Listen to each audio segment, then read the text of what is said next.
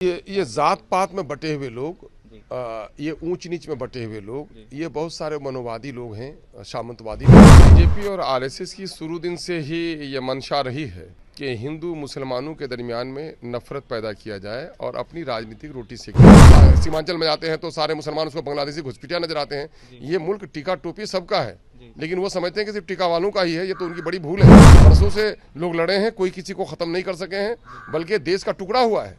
देश को टुकड़ा न करें, ये देश को टुकड़ा करने की राजनीति चला रहे हैं।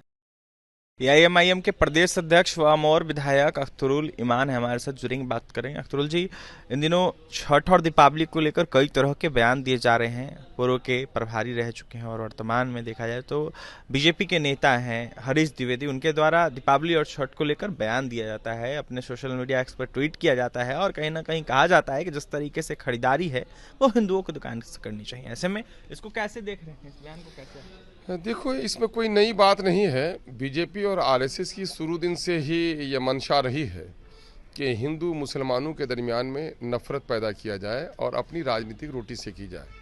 मस्जिद मंदिर का झगड़ा पैदा किया, मुसलमानों का खून बहाया है, तब इनको गद्दी नसीब हुई है।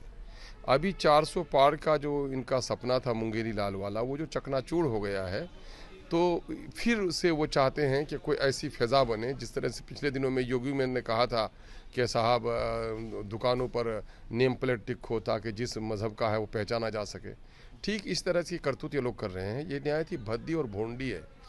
देखिए, कोई भी धर्म जो है वो इस बात को मानता है कि सारे इंसान एक माँ बाप के संतान हैं। धर्म लोगों का एक विचार है, एक पद्धति है, और धर्म की बुनियाद पर मोहब्बत और न्याय स्थापित होनी चाहिए।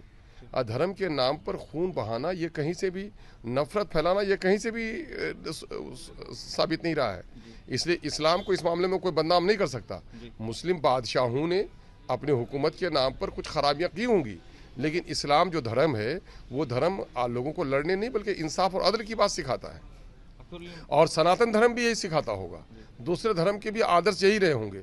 लेकिन इन लोगों का पिछले दिनों में से जो आचरण चल रहा है, बुल्डोजर की पॉलिसी हो, दाढ़ी नोचना हो, जानवर के नाम पर इंसानों का खून करना हो, दरअसल ये लोग देश की आज़ादी में भी इन लोगों का रोल नहीं था। तो इसलिए देश की को जो आज़ादी मिली है और देश को तरक्की मिलनी चाहिए, देश की आज़ादी की हिफाजत होनी चाहिए, इसके लिए भी चिंतित नहीं है। तो जाहिर है जिसने कमाया नहीं हो तो वो आवारा तो उड़ाएगा ही ना। देश की आज़ादी में जिनकी भूमिका नहीं रही हो, आज स्वतंत्र भारत की, वो क्या कदर करेगा। यही वजह है कि इस तरह की नफरत फैला रहे हैं। इस तरह की नफरतों से देश कमज़ोर होता है, समाज की मर्यादाएं टूटती हैं, आने वाली नस्ल और पीढ़ी के दरमियान में एक दूसरे से दूरियां बढ़ती हैं, और ये कहीं से भी किसी अच्छे और सभ्य समाज के लिए अच्छी बात नहीं है। यूरोप की तरक्की की बड़ी वजह क्या है? यूरोप में मज़हब लोगों का अपना निजी मसला है, लेकिन मज़हब के नाम पर लड़ाई नहीं लड़ते। साइंस में, टेक्नोलॉजी में, शिक्षा में, कारोबार में आगे कैसे बढ़े, सरकार की ये पॉलिसियाँ बनती हैं। पार्लियामेंट में, असेंबली में रहने वाले लोगों की चिंता होनी चाहिए, अपने राष्ट्र के हित में सोचना चाहिए। राष्ट्र का मतलब होता है देश में बसने वाले सारे लोग, है ना, पूरी कन कन भी और जन जन भी। लेकिन ये लोग संकीर्ण सोच के लोग हैं, बहुत ही तंग ख्याल के लोग हैं। किसी इकबाल ने कहा था, बड़े विद्वान कवि थे, शक्ति भी सुख भी शांति भी भक्तों के गीत में है, इस देश के वासियों की मुक्ति प्रीत में है। अरे मोहब्बत में ही हमारी निजात है। ये क्या ये लोग तमाशा कर रहे हैं? इस किस्म के नफरती बयान देने वालों पर वो होना चाहिए। गोया आप किसी को बाइकआउट कर रहे हैं, तो बाइकआउट करना कहीं भी नियम अधिनियम के अनुरूप नहीं है, खिलाफ है। तो इसलिए हुकूमत को चाहिए कि ऐसे लोगों पर कार्रवाई करे। और इस वक्त अदालतों का जो मिजाज है, तो अदालतों का मिजाज पहले छोटे छोटे इस किस्म के मुद्दों पर सुमोटो नोटिस लेने का होता था। मैं चाहूँगा कि अभी भी अदालत को इस मामले में सुमोटो नोटिस लेना चाहिए कि ऐसे भड़काऊ बयान और ऐसा आचरण, ऐसी पॉलिटिकल और सोशल एक्टिविटी जिससे सामाजिक सौहार्द बिगड़े, ऐसे लोगों पर उचित कार्रवाई होनी चाहिए। आखिरकार मुसलमानों को इतना क्यों टारगेट किया जा रहा है भाजपा के नेताओं के द्वारा? कभी गिरिराज सिंह करते हैं, अब जाकर द्विवेदी साहब ने किया है, तो ऐसे में इन तमाम लोगों के द्वारा आखिरकार ये जात पात में बटे हुए लोग, ये ऊंच नीच में बटे हुए लोग, ये बहुत सारे मनोवादी लोग हैं, सामंतवादी लोग हैं, जिसके समूह का नाम है भाजपा। तो इसलिए वो ये चाहते हैं कि अपनी हिंदू एकता के लिए मुसलमानों को टारगेट करो। हिंदुओं के गरीब बच्चों के, दलितों के शिक्षा के लिए, रोजगार के लिए इनको चिंता नहीं है।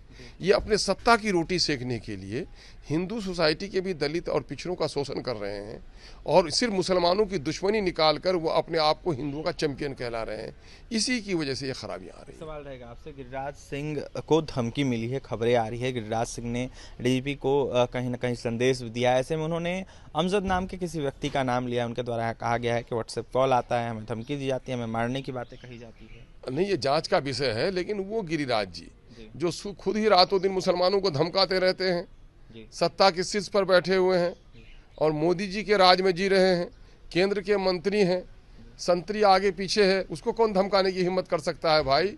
ये लोग अपना बयानबाजी में बने रहने के लिए इस तरह की बातें, चर्चे में बने रहने के लिए इस तरह की बातें करते हैं, इस तरह की ओछी बयानबाजी करते हैं। ये केंद्र के एक सम्मानित और संवैधानिक पद पर बैठे हुए आदमी के लिए कहीं शोभा नहीं देता कि वो गली कूचे के आम वर्करों की भाषा बोले। और सबसे बड़ी बात ये है, ये मैं समझता हूँ एक संवैधानिक क्राइसिस भी है कि लोग इस तरह की ओछी राजनीति करने के लिए सरकारी सुख का इस्तेमाल नहीं कर सकते। केंद्र की मंत्री के होने की वजह से सारा प्रोटोकॉल आपको मिल रहा है, तो आपको मिल रहा है अपने मंत्रालय के कामकाज को देखने के लिए, आपको इस तरह की ओछी हरकत करने के लिए मिल रहा है। मुसलमानों को गालियां दें, जाके कहें एक थप्पड़ मारो 100 थप्पड़ मारेंगे, है ना, ये इस तरह की बयानबाजी। और सीमांचल में जाते हैं तो सारे मुसलमान उसको बांग्लादेशी घुसपैठिया नजर आते हैं। ये मुल्क टीका टोपी सबका है, लेकिन वो समझते हैं कि सिर्फ टीका वालों का ही है। ये तो उनकी बड़ी भूल है ना। बरसों से लोग लड़े हैं, कोई किसी को खत्म नहीं कर सके हैं, बल्कि देश का टुकड़ा हुआ है। देश को टुकड़ा न करें, ये देश को टुकड़ा करने की राजनीति चला रहे हैं। और मुसलमानों खासकर सीमांचल के उस इलाके में गए, वो इलाका है जो देश के बंटवारे के वक्त मुसलमानों की अधिकांश आबादी थी। वहाँ पर मुस्लिम लीग की लीडरशिप भी थी, लेकिन वहाँ के मुसलमानों ने कहा नहीं, हम देश को बंटने नहीं देंगे। वो मुसलमान जो सीमांचल को उस वक्त बांग्लादेश में या पाकिस्तान में जाने से रोका, उसको जाकर के आप इस तरह की धमकी दे रहे हैं, तो ये कहीं से मुनासिब नहीं है। ये सिर्फ चर्चा में बने रहने के लिए, कामकाज तो कुछ आता नहीं है, अपने मंत्रालय में कुछ कर नहीं सकते हैं। बताएं, टेक्सटाइल में ही बिहार के मुसलमानों को नहीं, हिंदू का ही कितना भला किया है, कितने कल कारखाने लगा दिए हैं। ये गाल बजाने वाले निकम्मे किस्म के लोग, मंत्रालय में इनको जगह नहीं मिलनी चाहिए।